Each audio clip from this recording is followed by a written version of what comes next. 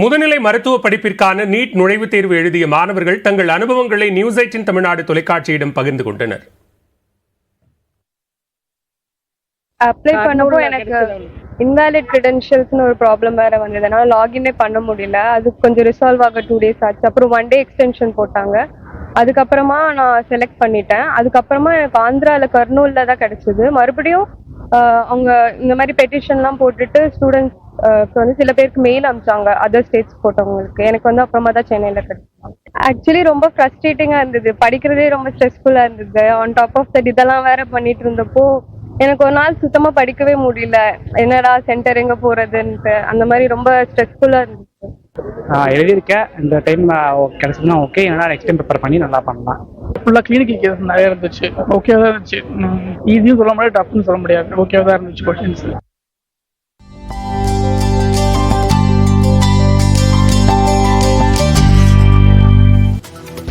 தொடர்ந்து நம்ம ஒரு செய்திகளை பார்க்கலாம். சிவகாசியில் நடைபெற்ற குழந்தைகள் பாதுகாப்பு குறித்த விழிப்புணர்வு மினி மாரத்தான் போட்டியில் பள்ளி மாணவர்கள் ஆர்வமுடன் கலந்து கொண்டனர். பாலியல் ரீதியாக குழந்தைகள் பாதிக்கப்படுவதை தடுக்கவும் அவர்களது பாதுகாப்பை உறுதி செய்வதை வலியுறுத்தியும் மினி மாரத்தான் போட்டி நடைபெற்றது. சிவகாசி மற்றும் சுற்றுவட்டார பகுதிகளைச் சேர்ந்த ஏராளமான மாணவர்கள் இதில் கலந்து கொண்டனர். வெற்றி பெற்ற மாணவ மாணவிகளுக்கு ரொக்க பரிசு மற்றும் பாராட்டுச் சான்றிதழ் வழங்கப்பட்டது.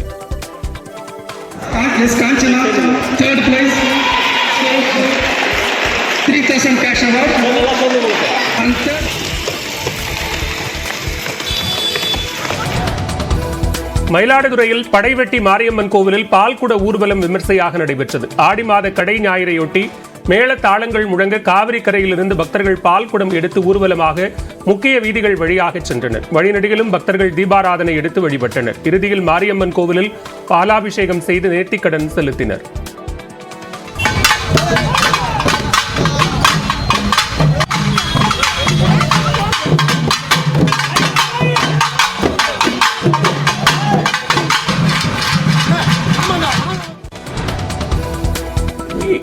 ஈரோடு மாவட்டம் கோபிச்செட்டிப்பாளையம் அருகே 30 ஆண்டுகளுக்கு பிறகு ஒரே பள்ளியில் பயின்ற முன்னாள் மாணவர்கள் சந்தித்து நட்பை பரிமாறிக்கொண்டனர். நம்பியூர் அரசு மேல்நிலைப் பள்ளியில் 1992ஆம் ஆண்டு 12ஆம் வகுப்பு படித்த மாணவர்களின் சந்திப்பு நிகழ்ச்சி நடைபெற்றது. இதில் முன்னாள் மாணவர்கள் தங்கள் குடும்பத்துடன் கலந்து கொண்டு அந்த நாள் நினைவுகளை அசை போட்டு மகிழ்ந்தனர். பள்ளிக்கு 3 லட்சம் ரூபாய் நிதியுதவி அளித்ததோடு பொதுத் தேர்வில் முதலிடம் பெற்ற மாணவிக்கு 50,000 ரூபாய் ஊக்கத்தொகையையும் வழங்கினர். ராணிப்பேட்டை மாவட்டம் கலவையில் பாரதியாரின் உருவப்படம் வரைந்து மாணவர்கள் சாதனை படைத்தனர். வாழைப்பந்தல் சாலையில் இயங்கி வரும் தனியார் பள்ளியைச் சேர்ந்த 38 மாணவர்கள் சுதந்திர தினத்தை முன்னிட்டு மூவர்ண கொடி மத்தியில் மகாகவி பாரதியாரின் உருவத்தை மிக தத்ரூபமாக வடிவமைத்து சாதனை படைத்தனர். இந்த சாதனை லண்டன் புக்ஸ் ஆஃப் வேர்ல்ட் ரெக்கார்ட்ஸில் பதிவு செய்யப்பட்டுள்ளது.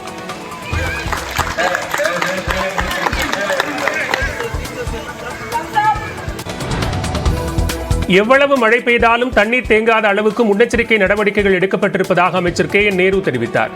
தமிழ்நாடு விவசாயிகளின் கூட்டு இயக்கம் சார்பில் காஞ்சிபுரத்தில் நடைபெற்ற விவசாய திருவிழாவில் கலந்து கொண்ட பின்னர் செய்தியாளர்களிடம் பேசிய அவர் இதனை தெரிவித்தார். அனைத்து இடங்களிலும் மழை காலங்களிலே தண்ணீர் தேங்காத வரைக்கும் என்னென்ன முன்னெச்சரிக்கை நடவடிக்கை எடுக்கணுமோ அந்த எச்சரிக்கை நடவடிக்கை பூரா எடுக்கப்பட்டு ஆகாய தாமரை எடுக்கிறது, தேங்குற தண்ணி எடுக்கிறது, வருகிற 14ஆம் தேதி அதுக்காக தனியாக சிறப்பு கூட்டம் ஒன்று வந்து எல்லா துறையும் சேர்த்து நடத்துகிறோம். எனவே எவ்வளவு மழை பெய்தாலும் நீர் தேங்காத அளவுக்கு உள்ள அனைத்து நடவடிக்கைகளும் எடுத்து. சென்னை அடுத்த போரூர் அருகே குட்டையில் மூழ்கி 13 வயது பள்ளி மாணவன் பரிதாபமாக உயிரிழந்தார். நியூ காலனியைச் சேர்ந்த ரவீந்திரன் என்பவரது மகன் சாய் சஞ்சய் 9ஆம் வகுப்பு படித்து வந்தார். இவர் தனது நண்பர்களுடன் சனிக்கிழமை கிரிக்கெட் விளையாடச் சென்றார். அப்போது விளையாடி முடித்துவிட்டு அங்குள்ள குட்டையில் கை கால்களை கழுவச் சென்றிருந்தார். அப்போது எதிர்பாராத விதமாக குட்டையில் மூழ்கி உயிரிழந்தார். தகவல் அறிந்து சென்ற காவல்துறையினர் சஞ்சயின் உடலை மருத்துவமனைக்கு அனுப்பி வைத்து விசாரணை நடத்தி வருகின்றனர். வயநாடு நிலச்சரிவு மீட்பு மற்றும் நிவாரணப் பணிகளுக்கு நடிகர் தனுஷ் 25 லட்சம் ரூபாய் நிதியுதவி வழங்குவதாக அறிவித்துள்ளார். கேரள மாநிலம் வயநாட்டில் கடந்த 30ஆம் தேதி ஏற்பட்ட நிலச்சரிவில் சுமார் 400 பேர் உயிரிழந்த நிலையில் 3 கிராமங்கள் முற்றிலுமாக உருகுலைந்தன. இதற்கான மீட்புப் பணிகள் கிட்டத்தட்ட நிறைவடைந்த நிலையில் மறுசீரமைப்பு முயற்சியில் அரசு தீவிரமாக கவனம் செலுத்தி வருகிறது. இந்நிலையில் பல்வேறு பிரபலங்கள் கேரள அரசுக்கு தொடர்ந்து நிதியுதவி அளித்து வருகின்றனர். அந்த வகையில் நடிகர் தனுஷ் 25 லட்சம் ரூபாய் நிதியுதவி அளிப்பதாக அறிவித்துள்ளார். கேரள மாநிலம் வயநாட்டில் ஏற்பட்ட நிலச்சரிவு காரணமாக நீலகிரி மாவட்டத்திற்கு அம்மாநில சுற்றுலா பயணிகளின் வருகை குறைந்து காணப்படுகிறது. வயநாடு பகுதியில் கடந்த 29ஆம் தேதி ஏற்பட்ட நிலச்சரிவில் 400க்கும் மேற்பட்டோர் உயிரிழந்தனர். இந்த சம்பவம் அம்மாநில மக்கள் மட்டுமின்றி அனைவரையும் சோகத்தில் ஆழ்த்தியது. நிலச்சரிவு காரணமாக சுற்றுலா செல்லும் கேரள மக்களின் எண்ணிக்கை வெகுவாக குறைந்தது. குறிப்பாக நீலகிரி மாவட்டத்திற்கு ஒவ்வொரு வார விடுமுறை நாட்களிலும் கேரள மாநில சுற்றுலா பயணிகளின் வருகை அதிகமாக காணப்படும். ஆனால் நிலச்சரிவு பாதிப்புக்கு பின் அம்மாநில சுற்றுலா பயணிகளின் வருகை குறைந்து தாவரவியல் பூங்கா, ரோஜா பூங்கா உள்ளிட்ட சுற்றுலா தலங்கள் வெறிச்சோடி காணப்பட்டன. இப்போ கடந்த வயநாடு இன்சிடென்ட்டுக்கு அப்புறம் கூட்டம் அப்படியே கம்மியாயிடுச்சுங்க. கூட்டமே இல்லை. ஊட்டியே கிட்டத்தட்ட நீலகிரியே கேரளா டிஸ்ட்ரிக்ட் நம்பி தான் இருக்குது. அந்த கஸ்டமரே இங்கே ஊட்டியில் இல்லை. வாழ்வாதாரம்லாம் ரொம்ப பாதிச்சு போயிருக்குது எங்களுக்கெல்லாம். இப்போலாம் பார்த்தீங்கன்னா இந்த ஆகஸ்ட் மாதம் செகண்ட் சீசன் எங்களுக்கு. வரும் நாட்களில் அவர்களின் வருகை இருந்தால் மட்டுமே தங்களின் வாழ்வாதாரம் பாதிப்படையாத வகையில் இருக்கும் என புகைப்பட கலைஞர்கள் தெரிவிக்கின்றனர். ஹரியானா மாநிலத்தில் கொட்டி தீர்த்து வரும் கனமழையால் குருகிராம் மற்றும் அம்பாலா நகரங்களில் தாழ்வான பகுதிகளில் மழைநீர் தேங்கியுள்ளது.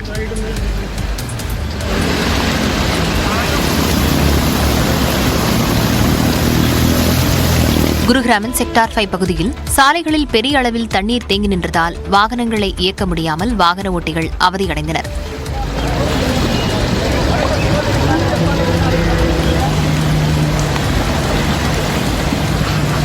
அம்பாலாவிலும் கனமழை கொட்டி தீர்த்தது. இதனால் குடியிருப்பு பகுதிகளை வெள்ளம் சூழ்ந்தது.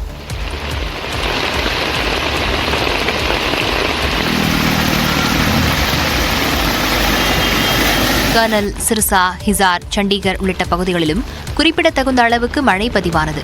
டெல்லியை ஒட்டியுள்ள குருகிராம் மற்றும் டெல்லியின் சில பகுதிகளில் வரும் 14ஆம் தேதி முதல் 16ஆம் தேதி வரை கனமழைக்கான மஞ்சள் எச்சரிக்கை விடுக்கப்பட்டுள்ளது.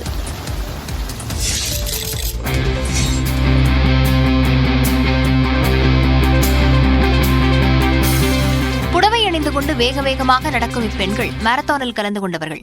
சென்னை பெசன்ட் நகரில் தன்னார்வ அமைப்பு சார்பில் மகளிருக்கான சேலை மாரத்தான் போட்டி நடைபெற்றது. மாதவிடாய் சுகாதாரம் தொடர்பான விழிப்புணர்வை ஏற்படுத்தும் நோக்கில் 3 கிலோமீட்டர் தூரம் நடைபெற்ற மாரத்தான் போட்டியில் வயது வித்தியாசமின்றி ஏராளமான பெண்கள் ஆர்வத்துடன் கலந்து கொண்டனர்.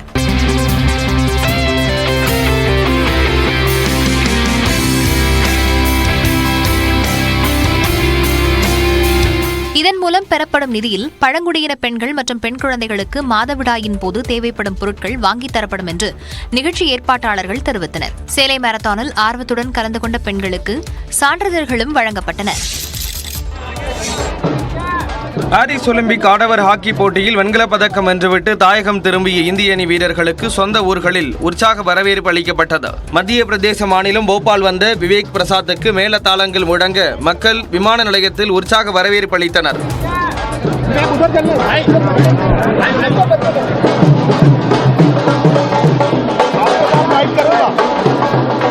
பஞ்சாப் மாநிலம் அமிர்தசரஸ் சென்ற வீரர் குர்ஜான் சிங்கை மாநில அமைச்சர் குல்தீப் சிங் தாலிவால் வரவேற்றார்.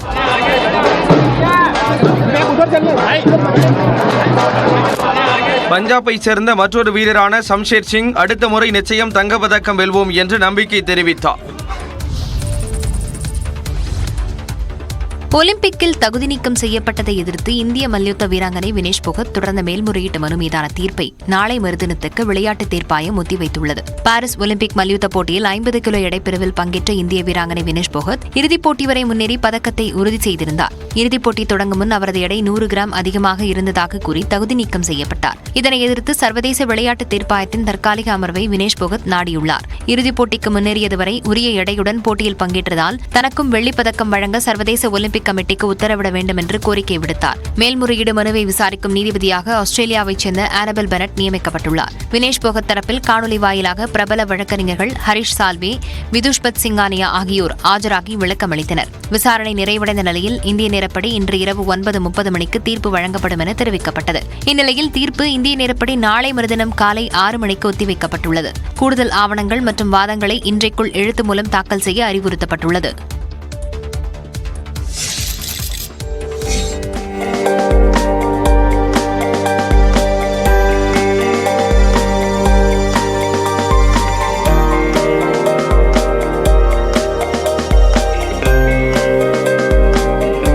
கடல் போல் இதுபோல் காட்சியளிக்கக்கூடியது கடலூர் மாவட்டத்தில் உள்ள வீராணம் ஏரிதான். சென்னை மக்களின் குடிநீர் தேவையை பெரிதும் நிறைவேற்றக்கூடிய வீராணம் ஏரி லால்பேட்டையில் உள்ளது. 47.50 அடி உயரம் கொண்ட இந்த ஏரி அண்மையில் பெய்த மழை மற்றும் மேட்டூர் அணையிலிருந்து திறக்கப்பட்ட தண்ணீரால் இந்த ஆண்டிலேயே 2வது முறையாக முழு கொள்ளளவை எட்டியது.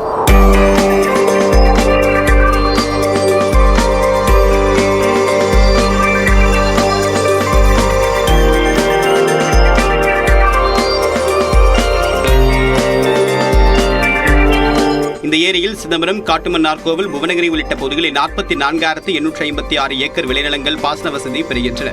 கடந்த ஆண்டு சென்னையின் குடிநீர் தேவைக்காக மட்டுமே தண்ணீர் வழங்கப்பட்டு வந்த நிலையில் தற்போது கடலூர் மாவட்டத்தில் உள்ள விளைநில பாசனத்திற்கும் தண்ணீர் திறக்கப்படும் என்று பொதுப்பணித்துறை அதிகாரிகள் தெரிவித்துள்ளனர்.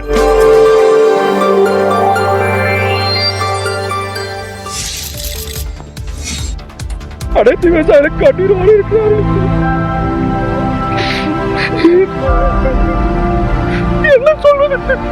ஆரணி அருகே கனமழையால் நெற்பயிர்கள் நீரில் மூழ்கியதை தாங்கிக் கொள்ள முடியாமல் விவசாயிகள் கண்ணீர் சிந்திய காட்சிதான் இது. திருவண்ணாமலை மாவட்டம் ஆரணி அடுத்த கண்ணமங்கலம் அருகே உள்ள கொளத்தூரில் கடந்த 7 நாட்களாக இரவில் தொடர் கனமழை பெய்தது. இதனால் சுமார் 500 ஏக்கர் அளவில் அறுவடைக்கு தயாராக இருந்த நெற்பயிர்கள் நீரில் மூழ்கி சேதமடைந்தன.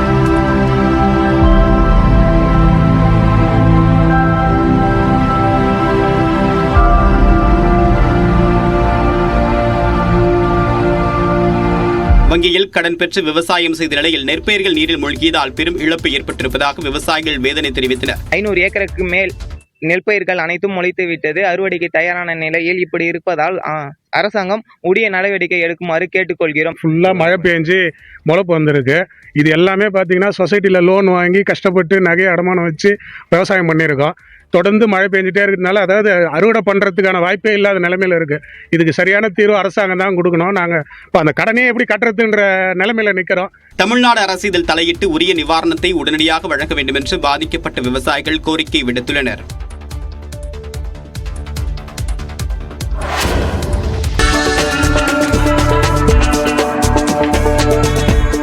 அதிக மகசூல் தரும் 109 ரக உணவு தானியங்களை பிரதமர் மோடி அறிமுகப்படுத்திய காட்சிதான் இது.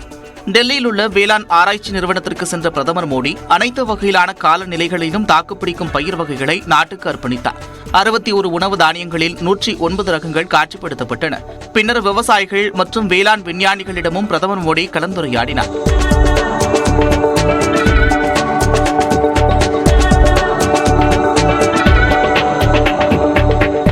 புதிதாக அறிமுகமானதில் 34 வகை பயிர்கள் பெரிய விளைநிலங்களில் பயிர் செய்யும் வகையிலும் 27 பயிர்கள் தோட்டக்கலை பயிர்களுமாக வகைப்படுத்தப்பட்டுள்ளன. சிறுதானியங்கள், எண்ணெய் வித்துக்கள், பருப்பு வகைகளும் இதில் அடங்கும். தோட்டக்கலை பயிர்களான பழங்கள், காய்கனிகள், கிழங்குகள், பூக்கள் மற்றும் மருந்து செடிகளையும் பிரதமர் மோடி அறிமுகப்படுத்தினார்.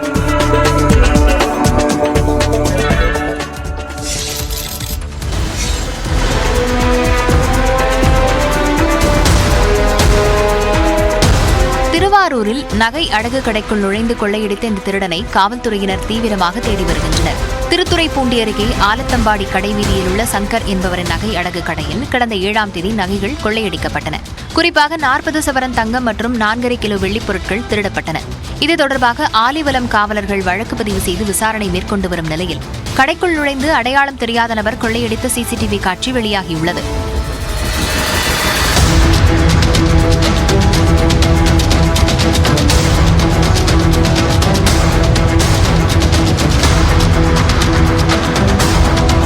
குறிப்பிட்ட நகை அடகு கடையை நேரில் சென்று ஆய்வு செய்த மாவட்ட காவல் கண்காணிப்பாளர் ஜெயக்குமார் குற்றவாளிகளை பிடிக்க தனிப்படை அமைத்து உத்தரவிட்டார்.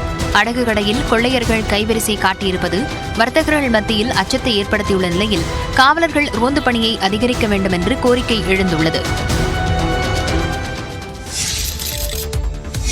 கள்ளக்குறிச்சியில் விஷச்சாராய விவகாரம் தொடர்பான விசாரணைக்கு ஆஜராகாத 11 பேருக்கு மீண்டும் சமன் அனுப்ப முடிவெடுக்கப்பட்டுள்ளது. நகரில் உள்ள கருணாபுரம், சங்கராபுரம், சேஷசமுத்திரம், கச்சராபாளையம் மற்றும் மாதவச்சேரி உள்ளிட்ட பகுதிகளில் விஷச்சாராயம் அருந்தி கடந்த ஜூன் மாதம் 19ஆம் தேதி 229 பேர் உடல்நலம் பாதிக்கப்பட்டனர். இதில் கள்ளக்குறிச்சி, சேலம், விழுப்புரம் பகுதியைச் சேர்ந்த 68 பேர் உயிரிழந்தனர். சிகிச்சையிலிருந்து குணமடைந்து 161 பேர் வீடு திரும்பினர். இந்த விவகாரம் குறித்து சிபிசிஐடி போலீசார் வழக்கு பதிவு செய்து விசாரணை நடத்தி சாராய வியாபாரிகள் உட்பட 24 பேரை கைது செய்து சிறையில் அடைத்தனர். இந்த விவகாரம் குறித்து விசாரணை நடத்த ஓய்வு பெற்ற நீதிபதி கோகுல்தாஸ் தலைமையிலான குழுவை தமிழ்நாடு அரசு நியமித்தது. இந்த ஆணையம் கடந்த மாதம் 3ஆம் தேதி முதல் விசாரணை நடத்தி வருகிறது. மருத்துவமனையில் சிகிச்சை பெற்று வீடு திரும்பிய 161 பேரிடம் விசாரணைக்கு ஆஜராக சமன் அனுப்பப்பட்டது. இதில் 150 பேரிடம் ஒரு நபர் ஆணைய விசாரணை முடிந்த நிலையில் தற்போது வரை ஆஜராகாத 11 பேருக்கு மீண்டும் சமன் அனுப்ப போலீசார் முடிவெடுத்துள்ளனர்.